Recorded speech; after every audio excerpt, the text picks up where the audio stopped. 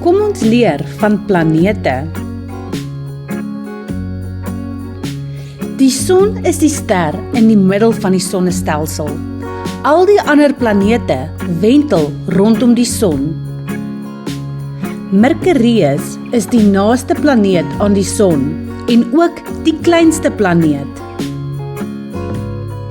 Venus is die warmste planeet in die sonnestelsel met temperature wat tot 460 grade Celsius kan bereik. Die aarde is waar ons woon. Dit is die enigste plek in die sonnestelsel waarvan ons weet waar daar lewe bestaan. Mars is die rooi planeet en sy oppervlakte het baie kraters, diep valleie en vulkane.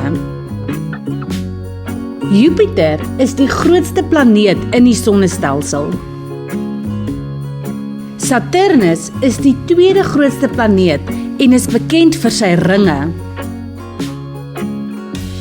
Uranus is 'n ligblou planeet en is die tweede verste planeet van die son af.